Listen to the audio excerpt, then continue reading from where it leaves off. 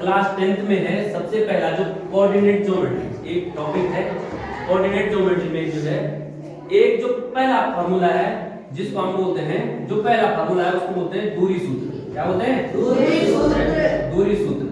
और इसको हम बोलते हैं डिस्टेंस फार्मूला। क्या बोलते हैं इसमें? Distance formula.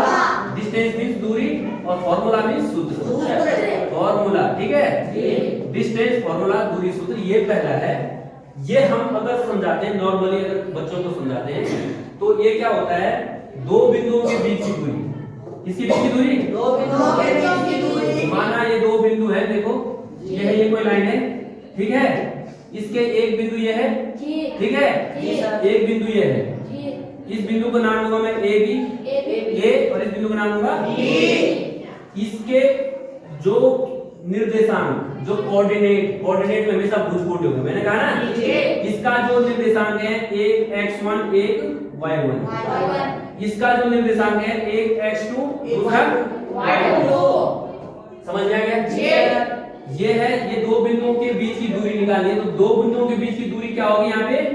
ए बी, या इसके बीच की दूरी हम डी मान लेते हैं। डी यहाँ से लेकर यहाँ तक, ये डी मान लेंगे, ठीक है। इसलिए इसको डिस्टेंस, क्योंकि दूरी है तो डी मान रहे हैं। हमेशा हम समझाते हैं, जो डायरेक्ट समझाते हैं बच्चों को, वो ये है अंडर रूट, है ना। अंडर रूट का चिन्ह लगाना है। इस x2 minus x1, x2 minus x1 का square plus y2 minus y1 का स्क्वायर, ठीक है। ये हम डायरेक्ट समझाते हैं बच्चों को कि ये दो बिंदुओं के बीच की दूरी का फॉर्मूला होता है, सूत्र होता है। किसके अंदर? अंडर रूट के अंदर। लेकिन अब आप ये मत बोल देना कि सर ये कहां पे निकला, ये कैसे निकला, ये कैसे निकला, ठीक है। तो इसके निकालने के लिए बिल्कुल बकायदा प्रूविंग है, ये प्रूव करके निकल सकता है। आपने डायरेक्ट इसका प्रयोग करना है।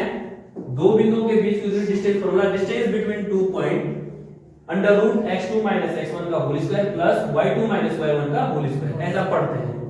Under root x2 minus x1 का whole square plus y2 minus y1 का होल स्क्वायर, ठीक है, कोई बात नहीं।